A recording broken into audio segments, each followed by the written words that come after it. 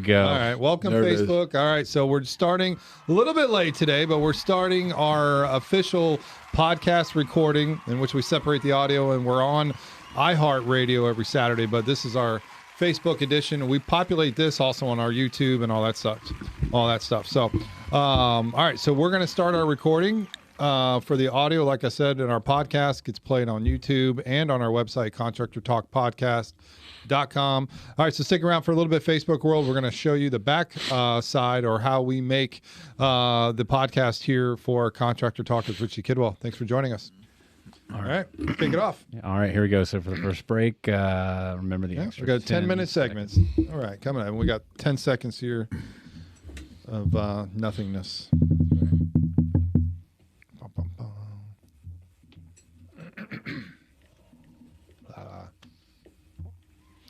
All right, welcome to the show. Contractor Talk with Richie Kidwell, building damage experts, every Saturday on iHeartRadio and live on Facebook every Tuesday night. We start around 5:45, 6 p.m. on Tuesday night.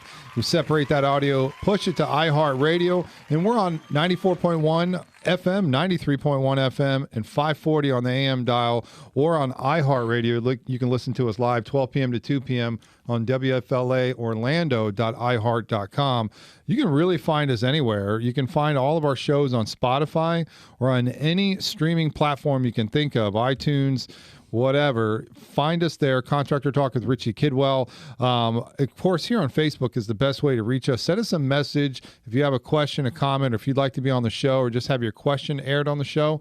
We're a very unique niche show. We're contractors talking to consumers. We have other contractors on to really just talk about how we deal with consumers, how we can assist, and many times they're dealing with the one time of loss in which they have to call their insurance company on a property type of damage, whether it be roof damage, interior water damage. So we've had roofers on here. We've had public adjusters who assist homeowners or clients be able to file their insurance claim and make sure they get what they're fairly owed on that. We talk with, and we have attorneys on the show. We have our own in-house counsel and co-host, Hans Kennon with Morgan & Morgan. He's here, and Joe's late on the, there we go. I was waiting. Okay. I told him it's the camera angles. I have. Is that what it is? Are you bouncing back and forth there? That's right. You need a third hand to be able to hit the button for the. I thought about that, but the surgery is just so doggone expensive. Well, sorry about that. And then, of course, Joe on producer. Thanks, Joe, for everything you do. Hit the button.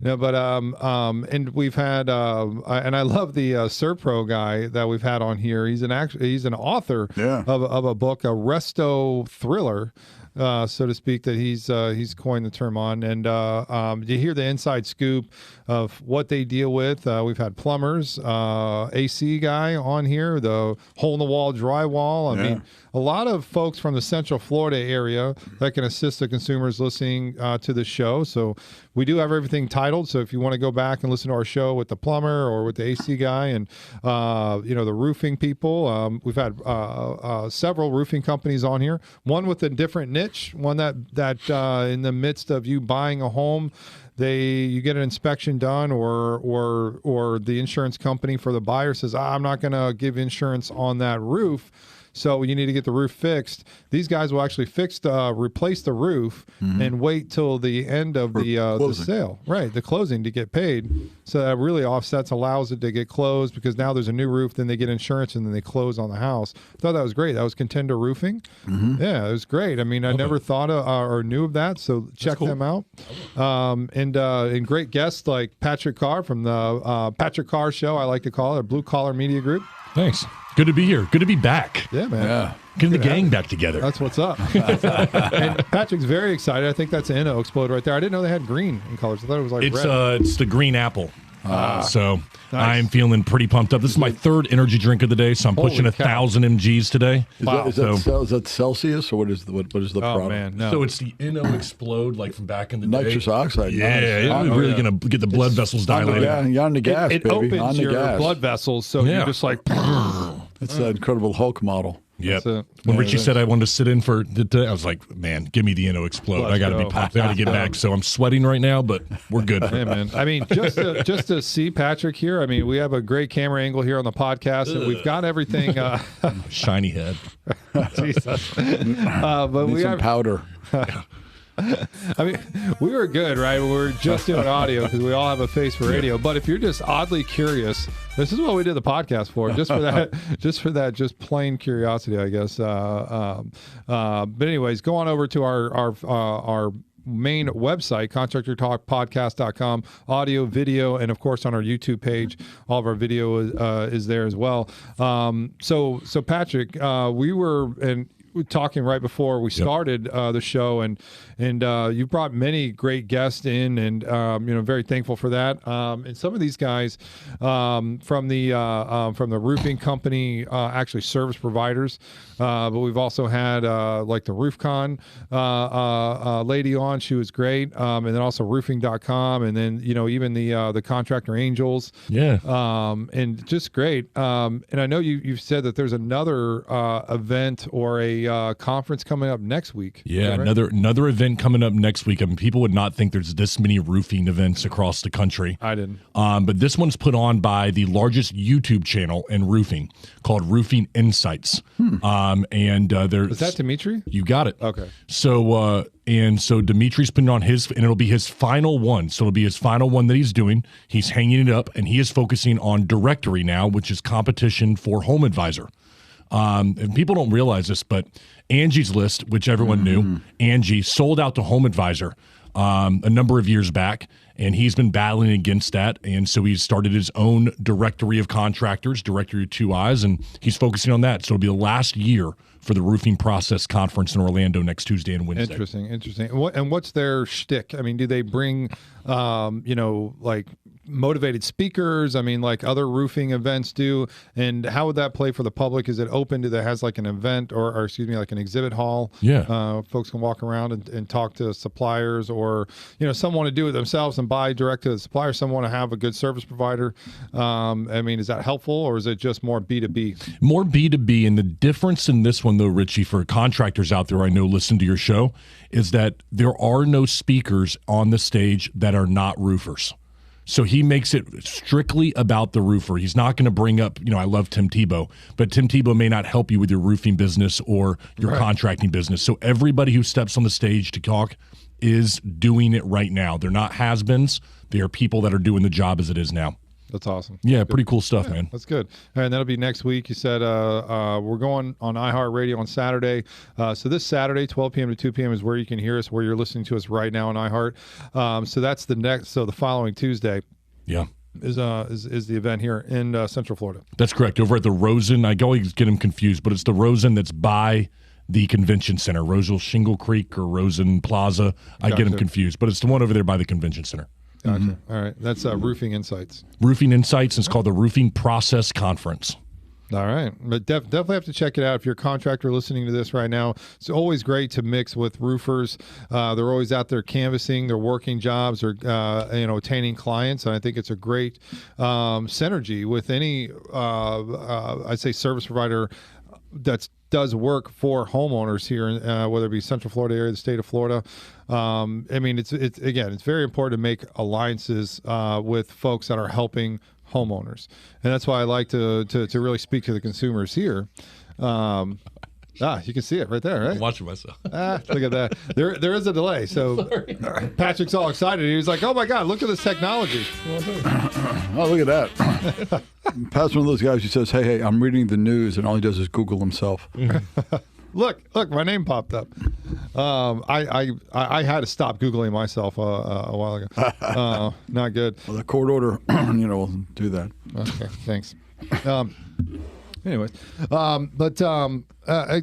didn't really, while you're drinking your Slurpee, I did not even really get to introduce Hans Kennon with Morgan & Morgan for his, not sure why the horse thing was going, but for the Dapper Suit of the Week. You have to get ready for this. Get that on camera. Ready? That's the wrong soundbite. Are we not seeing this, Joe? There we go. Good. Great. I mean, look at that. Look at that tie. The tie is what really stands out to me today. Okay. I love that tie. It's very sharp. Well, thank you. Thank you. Yeah, and if it's your first show with us, sorry about that. I mean, you've been missing out. But Hans has proven to this point, and has stated, I will not be wearing the same suit. You won't catch me in the same suit on any given Tuesday night. You know, I like to call that promises made, promises kept. There we go. Hans Kennon. I'm like a Boy Scout of fashion. I'm always prepared. Like a Boy Scout with a hand suit. All right, so we were talking about some topics that we're going to discuss today. One of them is a new bill that's just sponsored that will be going into legislative session in January of this next year. So we'll talk about that and more here on Contractor Talk with Richie Kidwell. We'll be right back. All right, and we're back. Contractor Talk with Richie Kidwell, building damage experts, every Saturday on iHeartRadio, 12 p.m. to 2 p.m. or on Facebook Live every Tuesday night is where we do the video recording. You separate the audio, send it on over to iHeartRadio. You can find us on different streaming platforms, anything from Spotify, iTunes, even on our YouTube page, Contractor Talk with Richie Kidwell. We have our audio and our video there for you. I think we've done about 4 episodes are here on the Facebook page. So we go live and then it archives, so you'll be able to see it. And then we also post-produce that. Joe does, and pops it up on our YouTube page as well. Yeah, YouTube is starting to get populated a little bit faster now, so you can look for this show here pretty soon. Up there. Nice. Timestamps and everything. Well, that's great because you're going to be able to see or hear the show before it comes out on iHeart and plays 12 p.m. to 2 p.m. for the listening audience. So it really is an inside contractor perspective. It really is. We get a mix of contractors and public adjusters and other folks in the industry that listen to the show, and they reach out and they say, hey, thanks for bringing some new info that they didn't know about, whether they're not a PA here in Florida. And it's like, hey, man, I hear Florida's on fire, as everything is just, in the media. Yeah. In California, where this one person was emailing us, it's interesting to hear the perspective in Florida on what goes on, and the fight that we have to go through. And it's just really with the, powers that be or that don't be to enforce the insurance companies to do the right thing. And that's, it just allows them, to perform in a bad light or to have to slow walk a claim or deny it unrightfully so. Richard, I haven't been a part of the show here for a little bit, and normally I get my information from you and from Hans from being on here previously. Sure. Can you give me maybe a couple-minute rundown of what we're looking at this coming legislative session? Is there something you guys are hot on? I've heard PAs maybe taking a slight at what they're going to be able to, capping their fees. Have you heard anything about this? They've been talking about that for years. Yeah? I haven't heard anything about it this year so far. I don't know if you have. I did a little bit at the RAF meeting at the Restoration Association of Florida that Richie runs. I did a discussion with some folks over there about that issue because basically on a non-hurricane claim you can charge essentially whatever the market will bear, which is typically 20%, and hurricane or named storms. Well, no, you're capped at 20% on residential. You're no cap on commercial. Sorry, okay, thank you. Right. But then for named storms, you're limited to 10. Correct. And the discussion was whether or not it should be 10, no matter what the loss is. Right. So I have heard that. Again, that's something that's been bandied about. Well, and what does that matter to the insurance company? They're still paying the same amount of money. Who is that? Excuse me. Who is that really protecting? I mean, you would think that, because I hear public adjusters, sometimes they get hired only for supplements, right? Because, the insurance insured, already got a payment. Right. So then you want somebody to come in and take the distance, So I do think, though, they should be able to take up to 20%. That's just my point, my thought. I'm just trying to figure out what the benefit for the insurance company to cap public adjusters. It's just going to make public adjusters not want to help out the little guy, the one that needs, $10,000, a roof or whatever like that. A PA's going to be like, if I'm only getting 10%, everything has to be over $50,000 now or whatever. Well, I think that's exactly the point. If the insurer, well, not so much insurer perspective, but from a chilling effect, which is what they're looking for, if you cap them at 10%, no matter the size of the loss, are they going to take a $10,000, $20,000, $30,000, $40,000, $50,000 claim? And I think the answer probably would be, nah, I probably can't afford to. It's similar to everything in the market with the change in attorney's fees for us on first-party claims. Right. Talked to a lawyer, and the insurer said, do you think this will get rid, if we take away the statutory fees, which we've talked about before on the show, will that stop the $30,000 roof claims? And my friend who's a lawyer said, no. I said, I think you'll see more $30,000 roof claims. And you're going to see Hans Kennon on a lot of things more and more and more because he's willing to take those claims even at a lower reimbursement rate.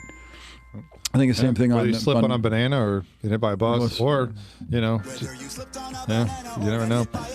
Or you have a $30,000 roof claim because, again, we talked about this before. Yeah. 70% of something is better than 100% of nothing. Right. So will those claims still exist? And the answer is yes. But we're going to start seeing those in volume. You're right. I mean, they will. Almost like the PIP stuff, right? I mean, they limited to 10,000. You think it went away? No, everybody's just getting little $10,000 pops. Pop, pop, pop, pop, pop. So I think on the PA side, if they limit it to 10%, again, some guys will get out of that market, right? They'll say, I'm not going to bother anymore. Then there's fewer PAs, and the fewer PAs means there's less claim activity, and the insurer still gains the benefit of having an unsophisticated insured say, well, I don't know, I got to fill out all these forms and do all these things. And so I think it still has a consumer protection vibe from the legislature. Hey, we're trying to protect the consumers by lowering what they have to pay a public adjuster.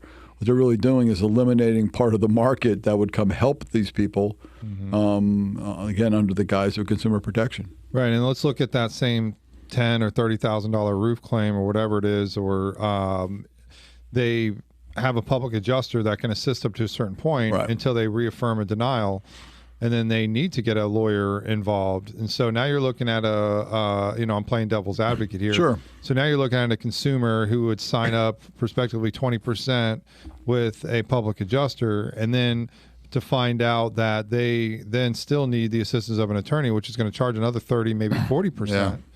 So you're looking at a homeowner that's going to get a 50 to 60% reduction. That's a different conversation of saying, hey, 40% of something is better than 100% of nothing. I mean, talk about on the pessimistic scale, that's a hard sell to a homeowner to go through all that stuff, which they do. They possibly have to go through a deposition. Oh, yeah. I mean, we see a lot of people get nervous around that. It's not like they have anything to hide. They just don't want to be under a deposition. Well, they give other sworn statements under the policy, have to sign affidavits, sworn statements, and proof of loss.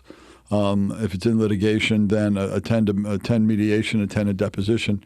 Fill out written interrogatories, compile and produce possibly 1,000 documents, everything they've ever done in their home. All those things are very stressful. For us who do it every day, it's still stressful and still aggravation, but it's still what we do. For a homeowner, if I call a homeowner and say, I need your file on everything done in the house for the last 10 years, people start going, well, unless every once in a while you have one guy who's like has a folder like in a binder, and he's ready to go. But most folks, like honestly myself, if someone said give me all the stuff on your home improvement, I'd be like, I think it's in the garage, like that kind of thing. Search. He's still printing it. Right. Exactly. I mean, so that kind of thing. So that process is very, very intimidating for people. Yeah. And if you got a PA who now said, I do it for 20%, but it only can take me 10, and I'm better off doing something else or waiting for a bigger loss. The insurer still gets what they want. Right. So there are options, right? I mean, I don't know if they're going to be able to cap commercial or, now the other things that I have seen, the question is like, is the state of Florida going to allow policies to enforce the use of prohibiting public adjusters? Oh, I saw that. I think that's craziness. Right. And so that's what I'd be worried about if I was a public adjuster. What is that again, Richie? Can you say it one more time? So policies are coming out in Florida. Well, they're national ones. Like say surplus lines, like Lloyd's of London has a policy provision that says that we will not allow the use of a public adjuster or something like that. Oh, yeah. It actually says that if the insured retains a public adjuster, that they forfeit coverage under the policy. Like literally, it says you forfeit coverage. But right now, currently, that conflicts with Florida statutes. Yeah. And so in my head, I'm not a lawyer, I don't know, but in my head that's not enforceable. That doesn't hold water.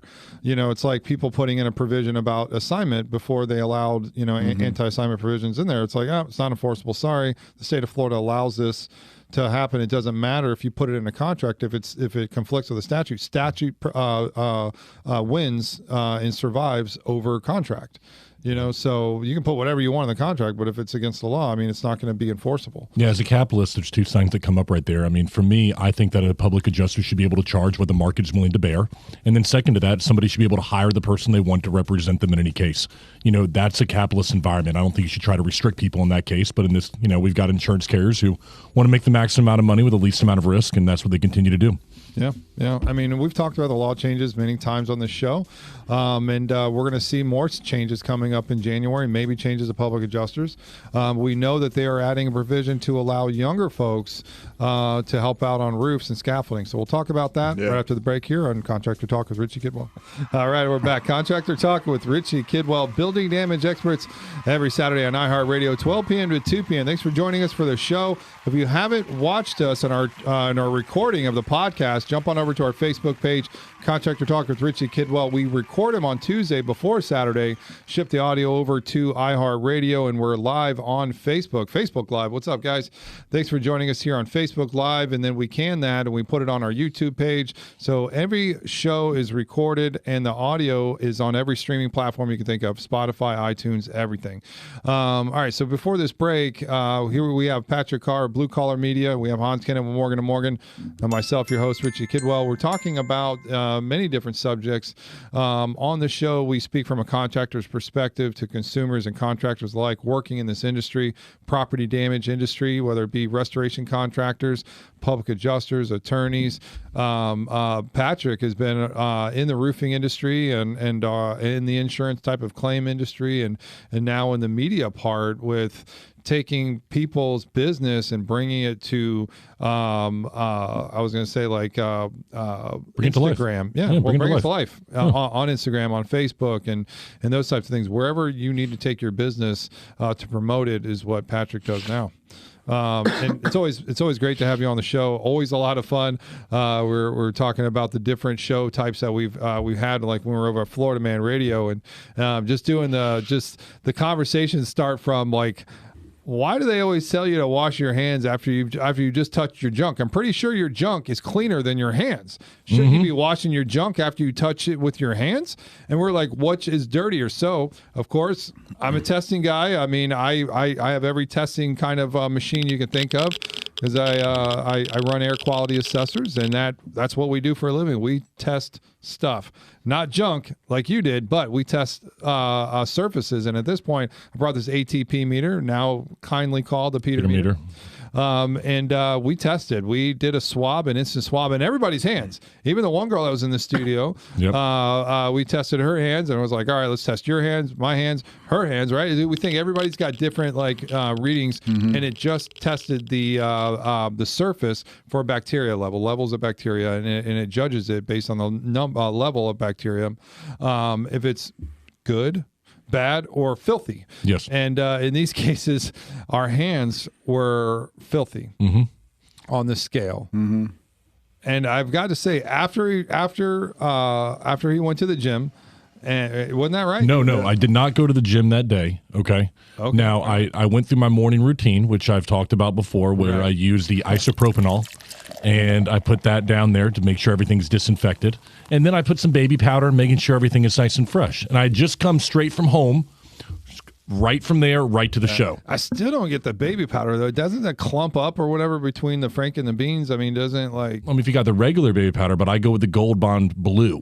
And the Gold Bond Blue is not going to allow you to do that. And that's got I think that might have been what did it, because it's got the antibacterial, whatever it is in the powder, I guess, because it's made for athlete's foot and things like that you might have. Okay. So, but putting that down there, and then I think that set the stage for the big win. I think we have to have you come from the gym, have you do some squats here or whatever, and then turnaround, of course. You know, and we have a bathroom right here in the studio true. now. That's true. Yeah, you're doing very nice. You guys are really. That's true. You can just put her in there and swab, and then I think it's definitely ready for a redo. I'm ready to do it. The best part of that show, though, was that we had like 5 guests inside of the studio that were from K&P Law, I think is what it was. Yeah. And they were there to do a guest segment, and they had no idea they were getting involved with that right from the beginning. And it was funny how the partner of their law firm called him and was like, what the hell did you just do? And he was like, I had no idea what was going to happen. I was like, you know who I am. I mean, they know what's going to happen. It's going to go sideways. That was a good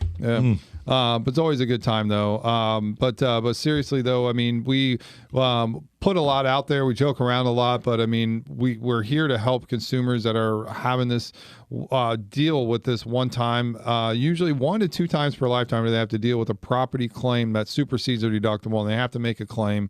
And the folks that we have on the show can definitely help them out, from the attorneys to the public adjusters, and the connections that you make, Patrick, are just fantastic, because we're here to make it better for homeowners and to make sure that they have a fighting chance.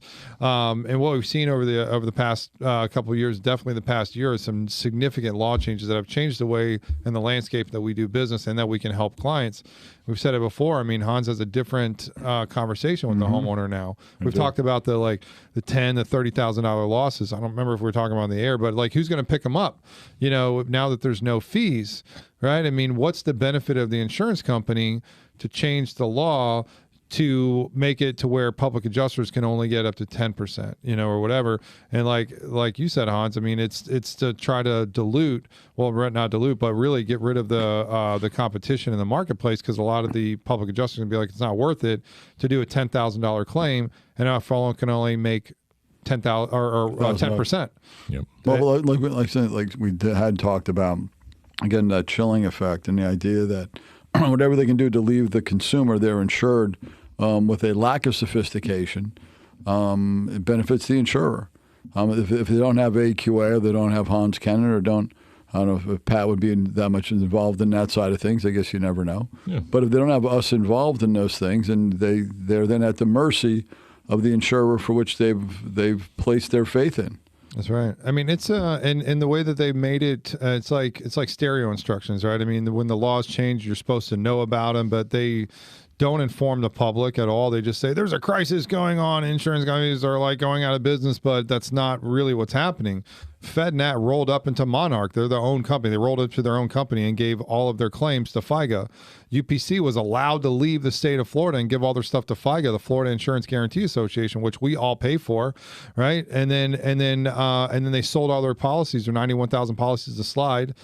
Slide Insurance, the new break off from the owner of Heritage, who started that, bought 400,000 policies from Citizens, crappy policies, and made lemonade out of lemons, right? And then did really good. And then he went over and started this up. It's just like it is like a scam, and it's like, I mean, good for Brian, the guy that started Heritage and now is Slide. I mean, the guy's a genius, and he's a multi-millionaire. He's the one that got in trouble in 2017 for paying himself $27.5 million and getting a 15% increase in the same year. I mean, it's incestual, it's horrible, and it's like, I mean, like I said, good for him, but bad for consumers, because look at that, $27 million a year. That means that guy got paid $500,000 a week. And now they're crying about paying a freaking claim. I mean, come on. I mean, this is where I beat my head against the wall and be like, come on. You can't cry broke mouth out of one side of your mouth and pay yourself $500,000 a week on the other side and feel okay with that, and lay down at night and feel okay, and then take a 15% increase from the state of Florida because they allowed it. And then once this garbage came at the beginning of last year, so they can make the news and the media look like there's a frenzy and all these carriers have to raise their prices because all these other going out, which is BS 100%. And so folks like us know about that, but the general public doesn't. So all they see is their bill increase significantly.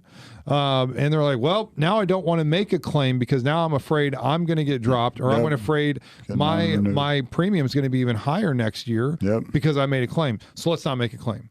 And it's like, whoa. And they don't come right out and tell you that, hey, by the way, an act of God doesn't count against you on your loss runs, so it won't even affect you if you have a hurricane claim.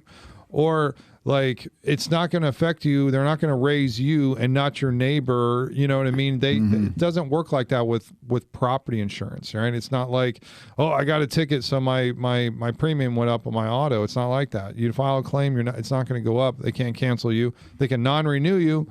Well, there's hundreds and hundreds of companies out there that you can find on Office of Insurance Regulation website.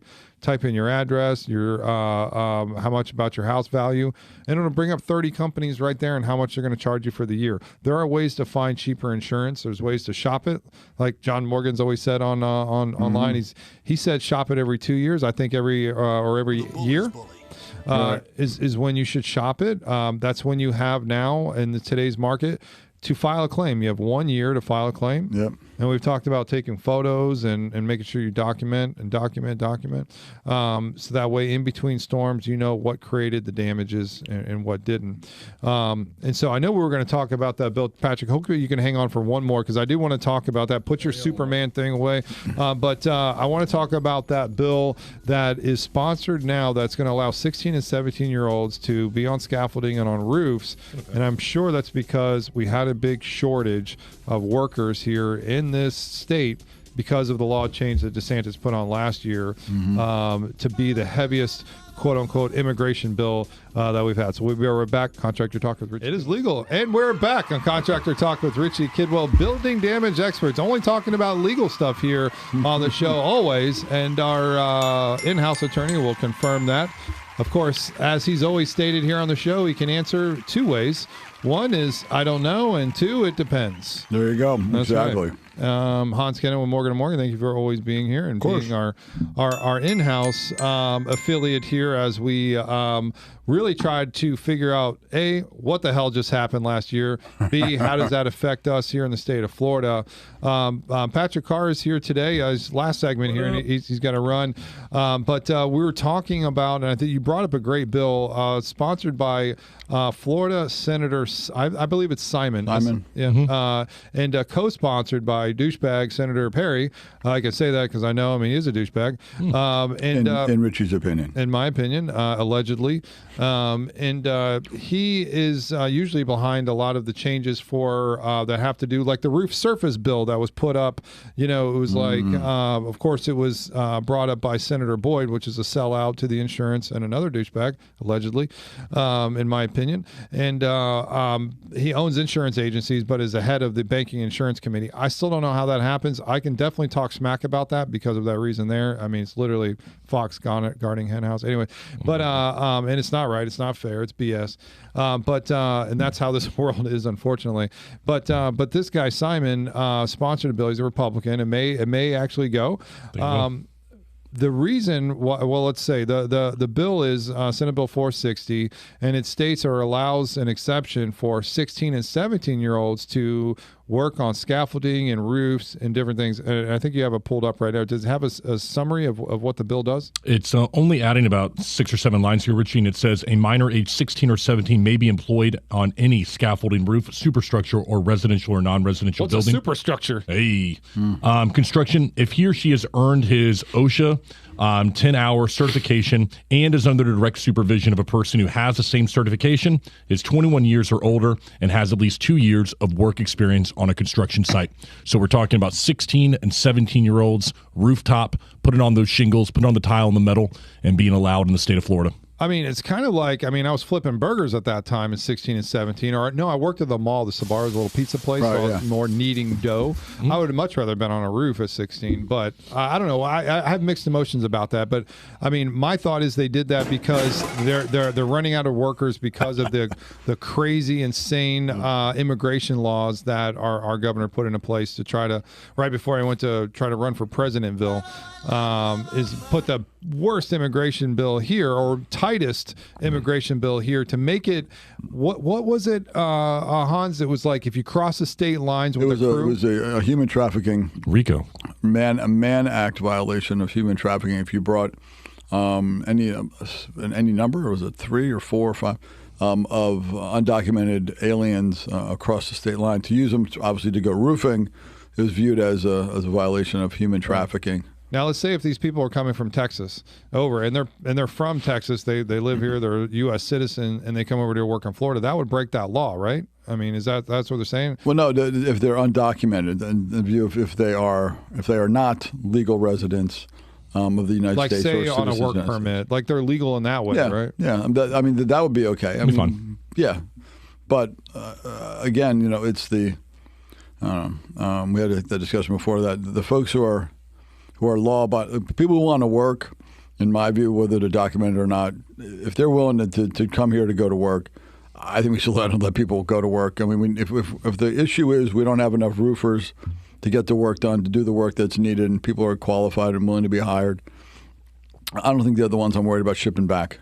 Right. That's all I'm saying. And the ones that have to be OSHA certified. They have to be trained before they go on. And a lot of these staffing companies, they will bring these folks in from other places. They will train them and they'll put them to work. To your point, I mean, if they're willing to work and they have the skill set, and they're able to get paid, and I think that's what part of the E-Verify is ensure that they were properly trained, insured, and getting paid through the system. I mean, for their protection and for that of the employer, in all honesty. Sure, and it really is for these sub crews and things like that. Make sure they're insured, and I get that. And there's that part of having a lack of skilled workers, and I think that's where this bill came from. Is that where you're getting that from, Patrick? I am, and what I think a lot of people don't realize is that the bill itself was not vanilla, but there was definitely some teeth to it when it came to that immigration bill. But what it did is it scared a lot of workers off the job, and it put it in their mind a level of doubt that I don't know if I want to do this anymore. Let me go to another job where I'm not going to have OSHA showing up. I'm not going to have to prove, and then I don't come home to my kids. That's really what they got the message of. Yeah. And whether that was what was trying to be sent, that is what the average worker out there who may be undocumented was hearing. And Richie, I want to say this because I've been passionate about this bill for a while. I was talking to some people over the holidays, and the individual who I'm a Republican was a Republican as well, and siding with DeSantis hard, and said, well, where does it stop, Patrick? If we let these people in and we let them do this work, then where does it stop? And my answer to them was, it stops here at roofing, everybody, because go get your roof done. Look up at your roof and tell me what you see. I think we all know the color of the skin and the individual that's going to be on that roof.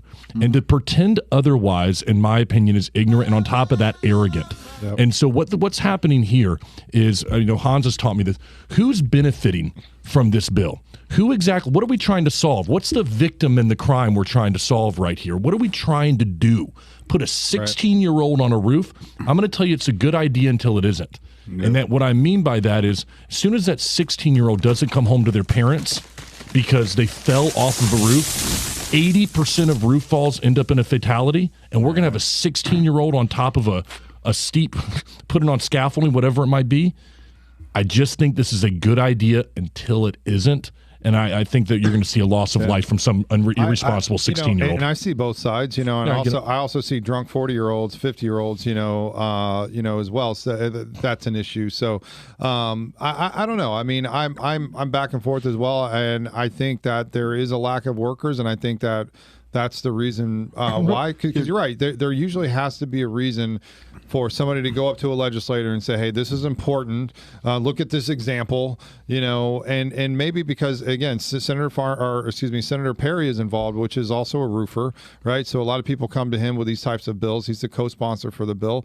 So that had to have come up. He's a part of these sheep metal associations or whatever. Yes, I said sheep, like because they are. And I know you love them over there, Patrick. And I have to tell you that I have first, hand experience with these juggerheads. They would go up and be like, oh yeah, we're the voice of the roofing industry, blah blah blah, yeah. And they vote against. Oh, in Tallahassee. Like the roof surface bill, like Senate Bill 76, absolutely sheeps, because they're sitting there going, they're going like, yep, you're gonna stay over there and you're gonna be like this, and they're like, okay, cool. I mean, they went up there and they took all the rights away from any of the contractors, the consumers, and put a roof surface.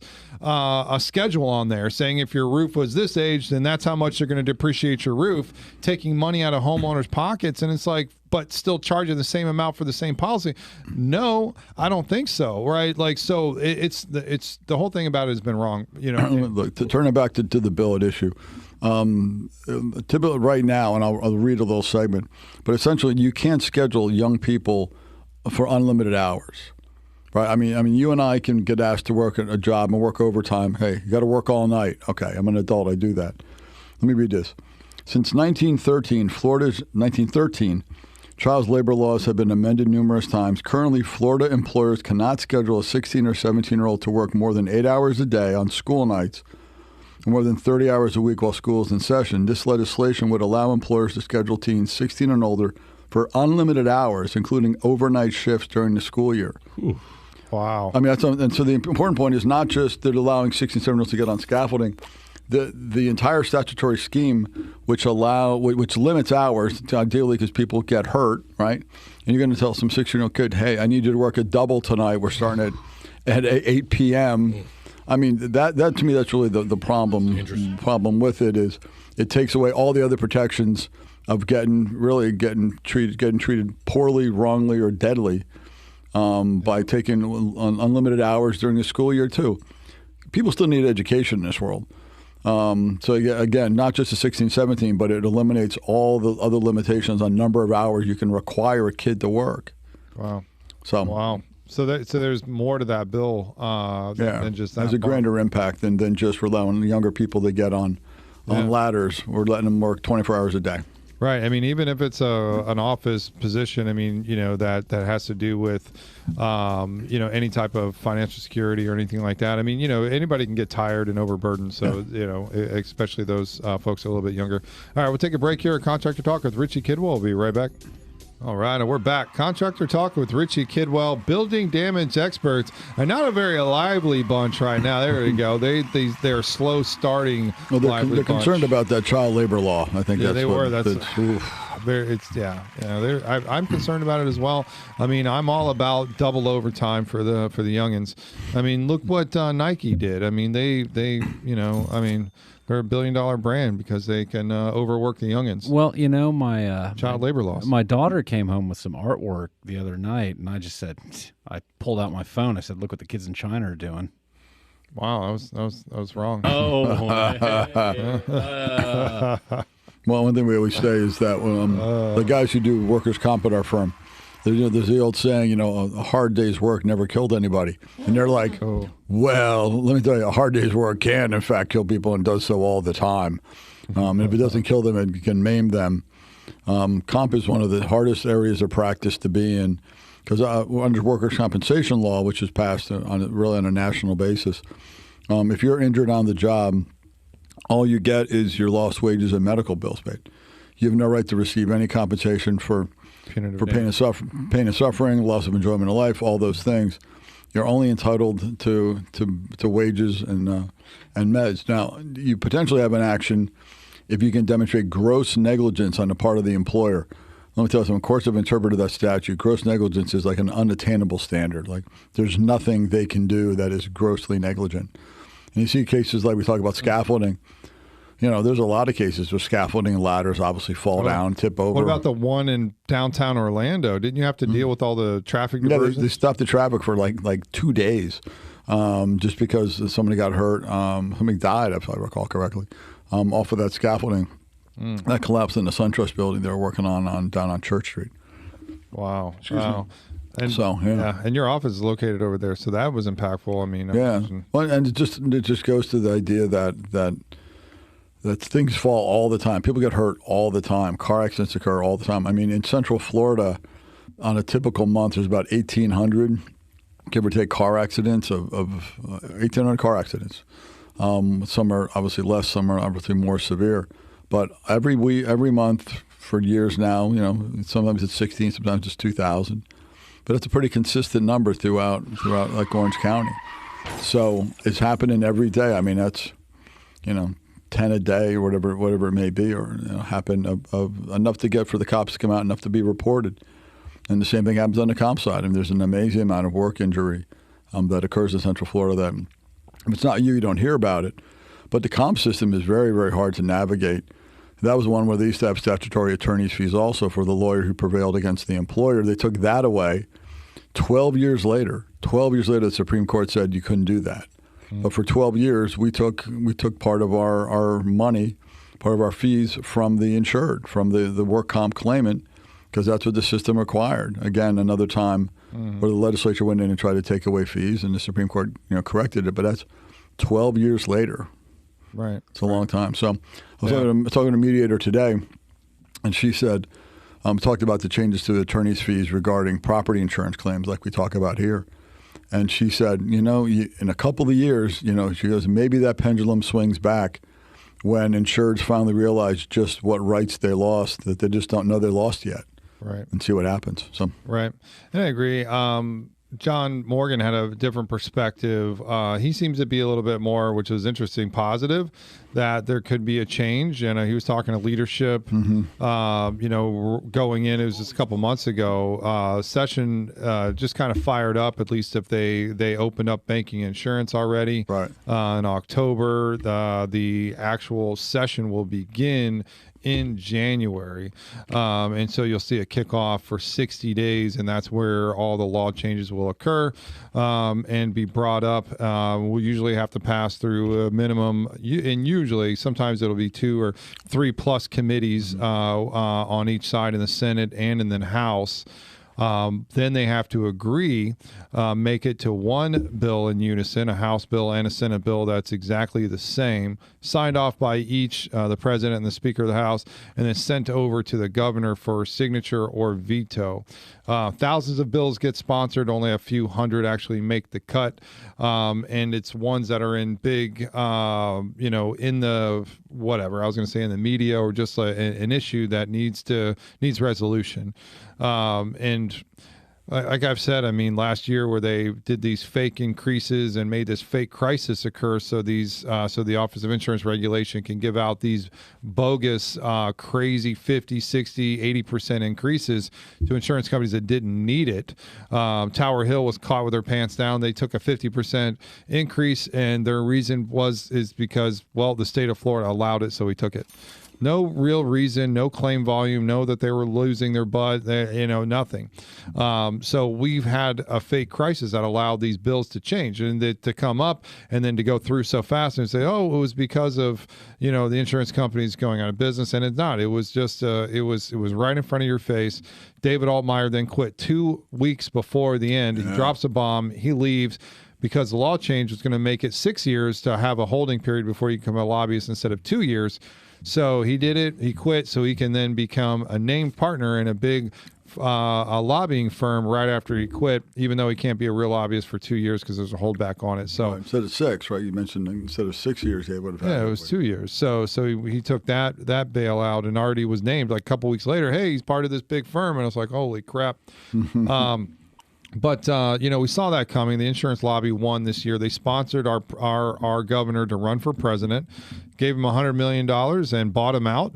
He became a bought-out governor in my eyes. That just is just like the other politicians. I thought he was different because he couldn't be swayed during the COVID stuff. Yep. Kept my small business open. I was very thankful, that we weren't shut down and that we can still put food on the table for our families, and it was great. And then he gets bought out. He's become too powerful. And now this is why the powers have to be separate. This is why there are 3 separate powers, to create some check and balance. Absolutely. To make it equal. And what we've found is that if one is more powerful than the others, we've created then a dictatorship. And that's exactly what we have now in Dictator DeSantis.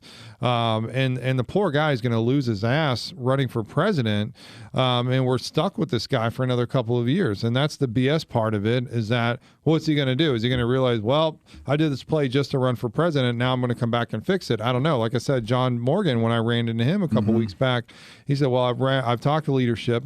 And I'm like, it's not like they're going to bring it back. They're not going to bring back 627-428. Right. And he's like, you never know.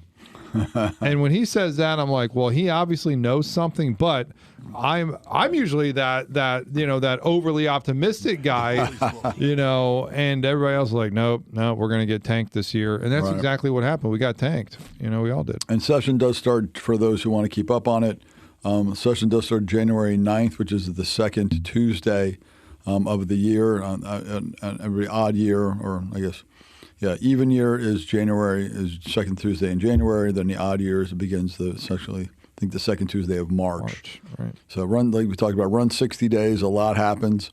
That's actually a very exciting time to listen to the show because we bring up those developments and bills as they're released. So we have a lot to talk about on the impact of the consumer. Right. And, we have a lot of, Hans is a part of the FJA property committee. So he stays involved. They're a lobbying firm, very powerful in Tallahassee.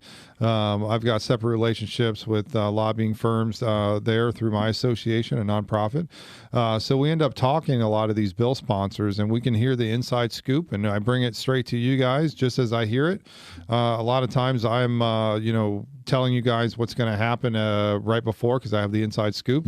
So it's a great time to listen to us. Hans brings a perspective from the trial bar attorneys. Like when you hear about, the trial bar, that's FJ, the Florida Justice Association. That's the trial bar. Yeah. So when we talk about that, I mean, they're the ones that know what's going to happen and how things are going to look like if these bills were to pass and become law, how they could be interpreted by the courts, which is different than the legislative folks, different than the executive, right, which is our governor. So I can tell you, in legislation, there are some lawyers in the Florida legislature, but they're not all lawyers. It's a more it was very typical historically. So the legislation that gets written a lot of times needs clarification by the courts, which can take a few years for that to occur. So a lot of indecision can be left until the courts sort out what the legislature meant. Right. And then you have appeals, and you finally have decisions that come out that set it straight. They call it case law. So, All right, we'll take a break here on Contractor Talk with Richie Kidwell. We'll be right back. All right, we're back. Contractor Talk with Richie Kidwell, building damage experts, every Saturday on iHeartRadio, 12 p.m. to 2 p.m. Also on our Facebook page, we go live on our podcast, and we stream it to our YouTube. Check us out there, Contractor Talk with Richie Kidwell, both on Facebook, YouTube, our website, contractortalkpodcast.com. Or if you're listening to us here in the Central Florida area, you're on 94.1 FM, 93.1 FM, or 540 AM, and that's an iHeart dial right there. So it's always exciting to be now here doing the podcast live. We were doing audio for years and years, so you really couldn't check in to see what's going on in the studio as we were recording it. Not sure if you want to, but some things that you can pick up and learn from us, maybe. Hans here with this Slurpee of the Tuesday of the week here. Yeah. Which is always the same, by the way. You wouldn't have known that his favorite flavor is actually Coca-Cola. It is. The NO2 stuff that Pat was drinking, that nitrous oxide. That was so 20 years ago. I mean, that was crazy. On the gas, man. So yeah, about the worst I do is a Coke Slurpee once or twice a week. Yeah. Oh, you have another day of the week then? You Sometimes. Okay. All right. You never know. It's late at night in front of my kitchen sink. I drink one by myself. It's not a problem at all. No, it's not a problem. I can stop whenever I want. That's right. It doesn't help that you have a 7-Eleven literally across the street. Well, that's why I actually, for those who are not familiar with the Richie studio, it's literally like 100 feet to the 7-Eleven. Yeah. If it wasn't literally, I didn't have to drive by it and park and walk essentially past it. I wouldn't bother getting one every week, but since it's there. I mean, it shares a parking lot, like on the side. So he parks in the parking lot for the studio here, the podcast studio, walks over, grabs it, and then walks to the building. So it's like, you don't have to double. Yeah, if it wasn't there, then I honestly, I would not partake otherwise. That's right. And you would never know the dapper suit of the Tuesday or the dapper suit of the week by Hans Kennon here. So there's some things that are now we've added to the show here. I like it. Yeah, I like it. And Pocket Square, I've learned that from last week because it really wasn't a square. I was just like, is that and you're like, Pocket Square? And so because they are in fact typically square, and then you take them and then artistically or hopefully at least creatively, you can just fold it nice and neat, make it a triangle, make it a square, make it multiple triangles if you want, or you can just take it and stuff it in there and try to make it look nice. Can you fashion it into like an origami duck? So it looks like you have like a little pet poking out of your pocket? I believe with origamis, they only can make swans, not ducks. I think it's a little pedestrian to suggest that. Well, then where's the value in the art? Well, you've clearly never been to a Disney hotel. It's always a swan. I don't know if I'm allowed. That's well, all, after, that's after that incident, that's, after that restraining order to keep the.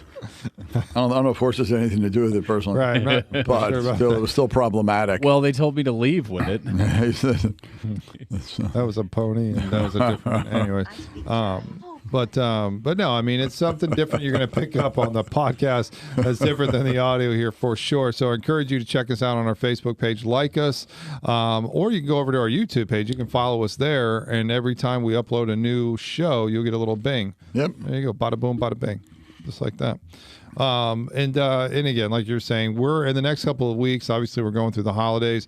We're going to start out the new year with just a crazy amount of info coming out of what's going to be happening. We had Patrick Carr on the show here just a few segments ago today, and he brought up a good point. I mean, like, folks are already talking about what else they're going to do. Are they going to pick on public adjusters? They were talking about that last year. I never saw a bill that was sponsored. Mm-hmm. That's usually like their warning shot. One comes out and never makes it, and then then they're like, then they bring it back next year, slightly changed. They're like, this is something different. Well, they were making so much change. I just didn't think that they had the steam to really throw. I mean, they did 2 public adjuster bills. Yeah. They really did. I think it was like $11.95 and some other one. One just set the different, regime of who's, what the department is and what that makes up. And the other one was more about contract and how a homeowner can cancel a contract. Mm-hmm. It used to just be 10 days and then you're locked in. So public adjusters would sign up the homeowner and then turn in the contract in 7 days. Mm-hmm. So the insurance company doesn't have the many days to go to the consumer and be like, hey, you don't need them. You can do it by yourself. Like, go ahead and cancel your contract, which is slick because the carriers would do that. Oh yeah, they'll call up insureds and say, you don't need that guy. He's going to steal from you. He's going to be wrong. He's going to commit fraud. All those types of things in order to have again, we talk about the insured having less knowledge and someone with some expertise. Right. And then they changed the law. They said, okay, you still cancel with 10 days or in 30 days if they don't have an estimate to you, and then they said that if the public adjuster's contract would become invalid also if they don't turn in the proof of loss within 60 days. Yeah. So, I mean, they made more hoops to jump through for public adjusters, but I mean, in the same, it cuts out the riffraff and allows the better ones to rise and to be on their game. Yeah. And really inform the homeowner what's going to happen. By the time they call a homeowner or buy a public adjuster or an attorney, they're already pissed off at their insurance company or they've had some bumps in the road and they need some help and assistance. So, are they going to limit their fees? I mean, that's what they're talking about now. That doesn't benefit a homeowner, to be honest with you, if they can't find anybody to represent them at a lower amount. So then you're stuck back to, okay, do I need a public adjuster or do I go straight to an attorney? Because you don't want to now have double fees that you're looking about. Right. You're suing over $10,000. I don't want to pay a fee to this guy and then a fee to that guy, because then by that time I get maybe 50%, and that's if I get 100%. And we tried to do at our place, if there is a public adjuster attached, depending on where they are percentage-wise, we try, and it isn't always successful, but we try to roll in the PA's fee with ours, and that means I take a haircut, they take a haircut. We try to make it so the insured doesn't feel like they're being double dipped, because again, we always talk about that the insured is paying, let's say, a public adjuster and an attorney for money they're already entitled to. I mean, I'd like to suggest that, and through what we know, we can often get more, and because we know how to structure the claim, know how to do the estimates, and that's work that Richie does also, as far as estimates, photos, documentation goes. But we can make it all better, and that usually increases the value. But at the same time, if I increase the value and you're getting 50%, it's still a bit of a bitter pill. So we do try to roll the PA's fees into ours. They reduce theirs, we reduce ours a bit. And again, try to make it so the insured is really only paying one fee for ideally double the help, an attorney and a public adjuster. Right. I mean, that's good. I mean, I think that's, and I've heard other folks be creative as well on the law change. And I've also, continued to hear that that the chilling effect did work. I mean, the amount of claim volume is way down, is reduced from what it used to be. And these claims, especially the claims we're dealing with, are perfectly valid claims. Yeah. And I mean, and a lot of it has to do with the storms, the lack of storms that that we've had. That always increases claim volume, but Sure. the continued media outplay of just this fake crisis and everybody going out of business is just wrong, and it's made a chilling effect to the consumers that had some real damage from Hurricane Ian. Mm-hmm. I spoke to somebody, it was a year after the claim, and they were like, "Yeah, man, I keep whatever plugging the holes or whatever it is, Right. of the damage from the hurricane." And he's over in Punta Gorda area. He's a guy at the airport I was talking to, and he works at the airport. He's like, "I don't know, man. I have citizens. I've heard how bad they are, blah, blah, blah." I'm like, well, man, the longer you wait, the longer it's going to take for you to resolve. Mm-hmm. But I told him how it was going to play out and all that. But I said, it's, the sooner you do it, the better. Yeah. So he filed the claim, and it was a year after but that didn't even come into play. They sent out an adjuster. It's an IA. Didn't work for Citizens, and Right. it's an independent adjuster. So they came out, they're a third-party company, and they did an estimate for him. And he was worried about that, so he called me up, and we provide estimates and causation reports and moisture map reports and mold reports at air quality assessors. So he signed up with us. We did everything, and we provided him an estimate too. Mm-hmm. Well, believe it or not, the IA's estimate and our estimate, my estimate were within $8,000 of each other. Oh, wow. It was like, we're talking about 78,000 and like 86,000. Like I wrote Right. 86, he wrote like 70 something. And so I was like, so when he called me, he said that, it's like, cool. Don't even tell him, don't even worry about my estimate then. Tell him Yeah. to do yours and all that stuff. Well, long story short, the desk adjuster called him a week later and says, "Hey, we're sending you a check for $8,000. And he says, "What do you mean? I wrote it for 78." They're like, "Yeah, we're only going to give you for $8,000." And they shut the door and they stopped communicating to him. Right. There you go. So now he has to hire a lawyer. Mm-hmm. All right, so we have to take a break. Give some thanks to our sponsors. We'll be right back. Contractor Talk with Richie Kidwell. All right, and we're back. Contractor Talk with Richie Kidwell, building damage experts, every Saturday on iHeartRadio, 12 p.m. to 2 p.m. and live here on Facebook Live. I love that. Every Tuesday we record it, and we break it up into little segments, push it on over to iHeartRadio, and it plays on Saturday on iHeartRadio on WFLA Orlando .iHeart.com. It plays on that site and on 94.1 FM, 93.1 FM, and 540 AM. So if you're driving through the Central Florida area, you can listen to us, or you can listen to us on anything, really. You can ask Alexa to play WFLA Orlando News Talk right there on your Alexa every Saturday, 12 p.m. to 2 p.m. If you're listening to us already and you want to see the show, hop on over to our Facebook page or our YouTube, click on it, and you can watch a show that we just played on air. So that's great. That's what's up. You can see the real listening audience, our real live audience here. So hey, put your clothes back on. But and of course you're going to see Hans' dapper suit of the week as well. It's a one-time thing every week. Yeah, very suave. Yeah. Don't miss it. But like I was saying before the break, it's just it's frustrating because of I was just talking about the friend that I have that I met that had a Hurricane Ian claim, and Citizens just not only slow walked them at first because they had the estimate for months actually, because I remember how long the gap was, but they originally sent out an adjuster right away. The adjuster wrote a very fair estimate. And then during the process, it was taking weeks for him to get estimates. So he called me because he's like, "Hey, the IA, the independent adjuster hired by Citizens, isn't responding to my call." And I know that he said he was writing the estimate. So I said, all right, well, fine. Then you can hire my company. I'll go out and get all the expert reports done through air quality assessors. And I'll give you an estimate with it as well, too, with the causation report and all the interior reports. Boom. Our estimate at AQA and their estimate were actually very close. So when he finally got the estimate and he compared it with my estimate, I'm like, dude, they're very close. Take it. Mm-hmm. Great. You don't have to go to legal. This is fantastic. They're finally doing the right thing. This is great. Not finally, right? Because they do it in many occasions. They do the right thing. So I can't say they always do the wrong thing. It just happens that, Hans ends up seeing the ones that they don't do the wrong thing. And that's what he sees all the time. Oh, yeah. And they do the wrong thing, like really bad too. And in this case, it started out to be okay. And then, the IA stopped responding to him. And so he calls the desk adjuster and blowing up the desk adjuster. And finally, they answer and they get back to him. And he was like, "Hey, like I don't have the estimates on here. The guy told me how much it was, and then I got my own estimate, which was very close. Where's my money? Basically, where's my settlement?" And they're like, "Well, we're reviewing the file now. I've been assigned to it. He's the desk adjuster, and I'll get back to you." So that's what he tells him. So weeks later, nothing back. And he calls me, and I tell him, I said, "You know what? Send him the law change, and it says that they have 7 days to respond to your request, and they must give you their report." Right. And so request it.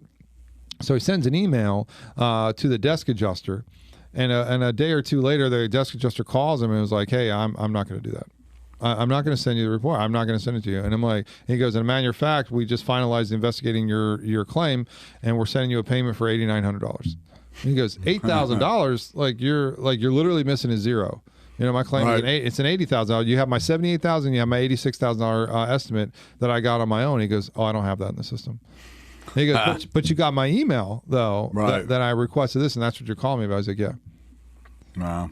I mean, unbelievable. And so they're like honey badgers there. Again, it's like standing in the DMV line and screaming off the top of your head, and it's like you got this government worker sitting back there.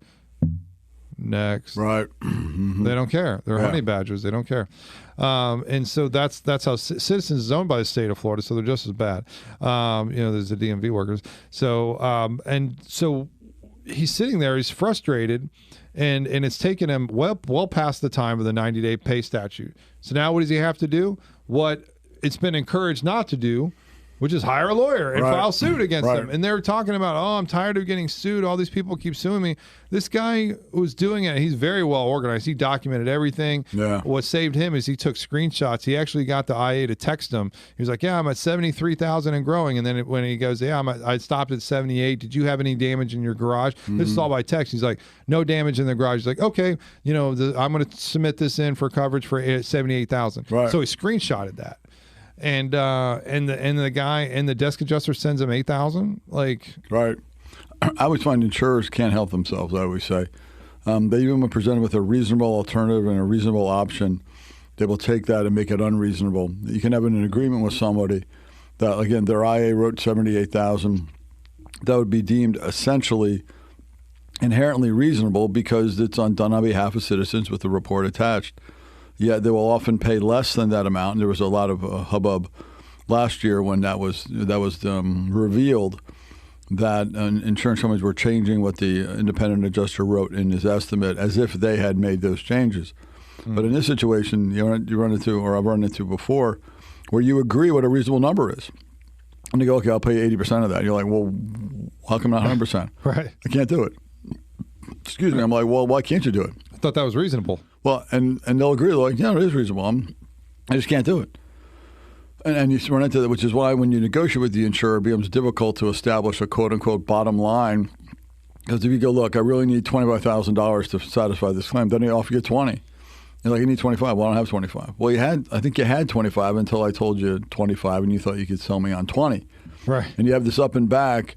And I've seen claims not resolve over that or even smaller margins because the insurer, especially a Citizens insurer, often won't budge off of the authority they have, no matter how much sense it makes to get to make their insured whole. Right. You see it all the time.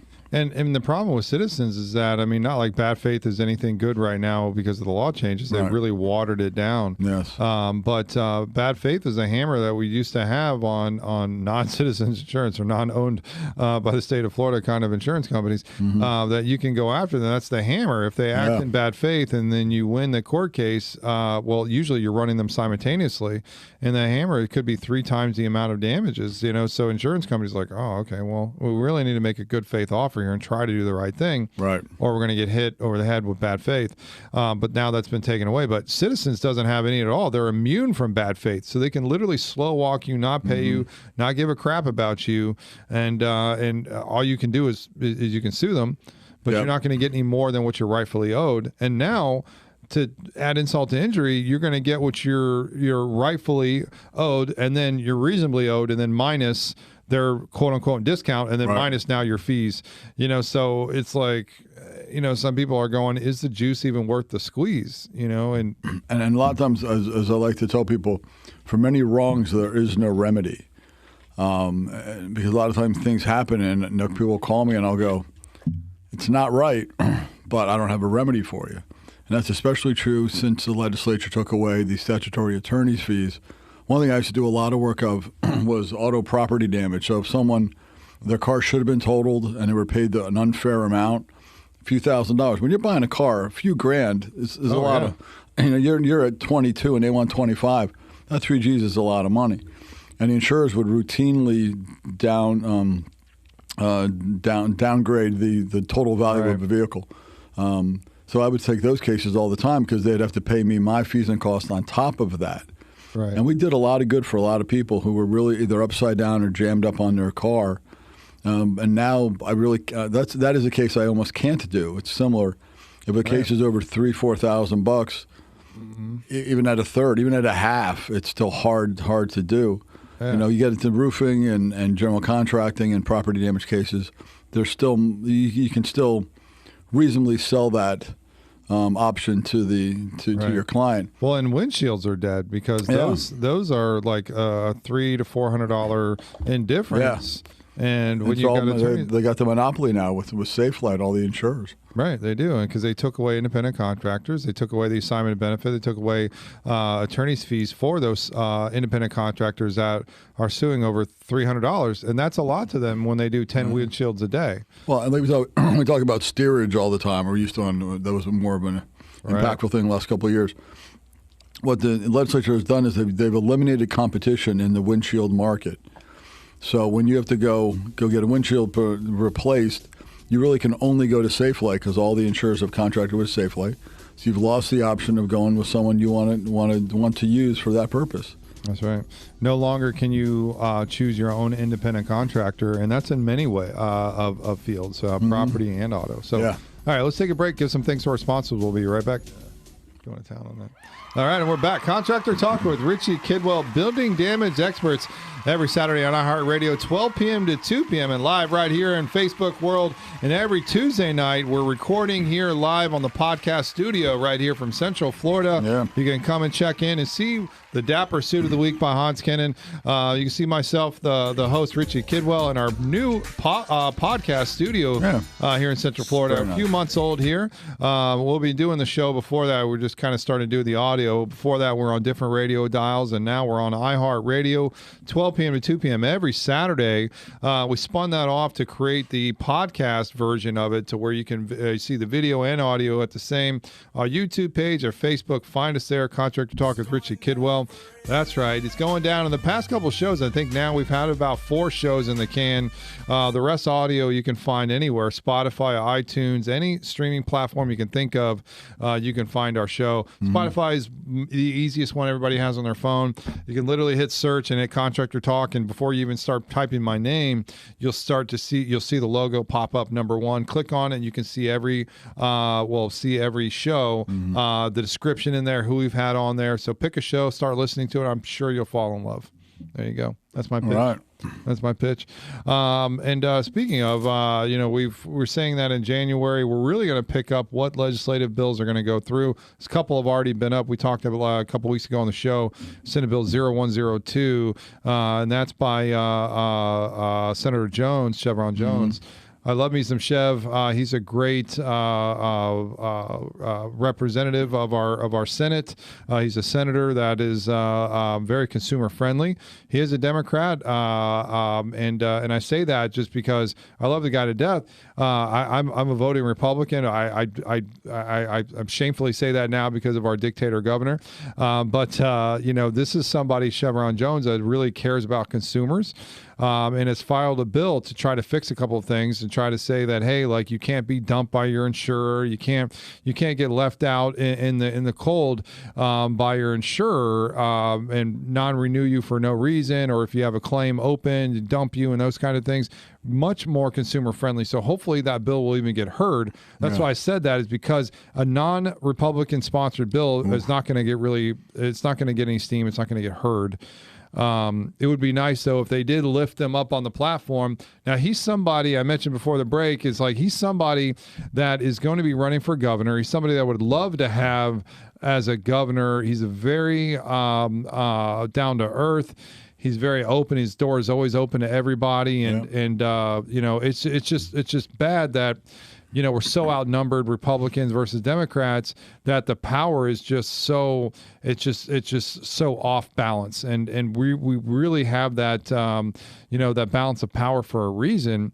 Even though I'm a Republican, I don't like it. I'm uncomfortable with the amount of Republicans versus Democrats. I really am. I'm uncomfortable with that lineup.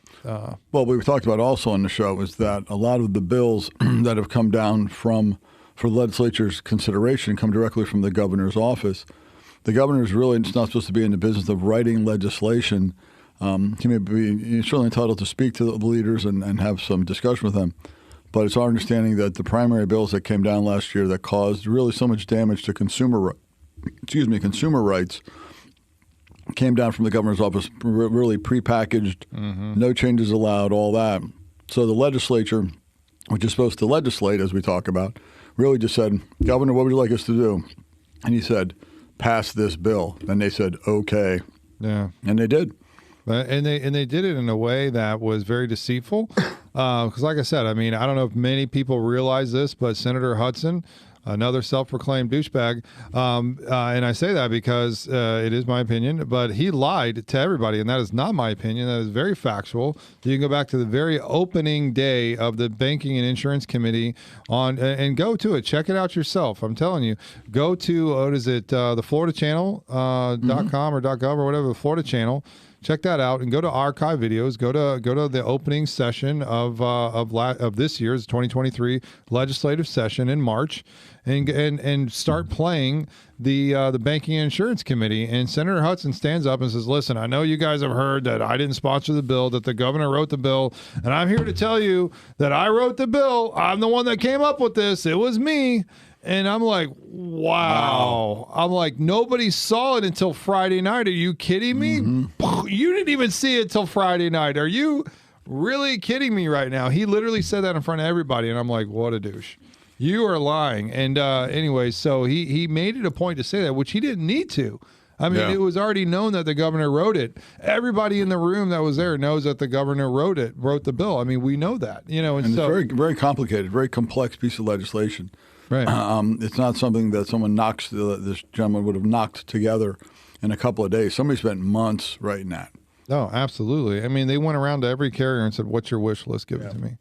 You know, and they literally gave them everything and the kitchen sink this year. And it's a reason. The reason why is it was an exchange for the $100 million and then some. He got a promise of another $250 million to run for president if he made this legislation happen, and he did. He was bought out in his BS, and I hate that because he did such a good job for us. He was a great governor, and now I have zero respect for him and the legislators. Obviously, I don't have any respect for them because they don't stand up for the people who voted them and put him in that space. Like, they forget about that the people here are the ones that voted for him. Right. 6.5 million people own an HO3 policy out of 22.5 million. That's a big portion of the folks that put them in their place, and they literally screwed them. I mean, they screwed them bad. I mean, that's only HO3 policy. They screwed everybody. And then they went further and said, you know what? Now I'm just not going to screw you in December, all the property people. We're going to go into March of this year and take out all of the attorney's fees and any bad faith mechanism, anything that can be possible against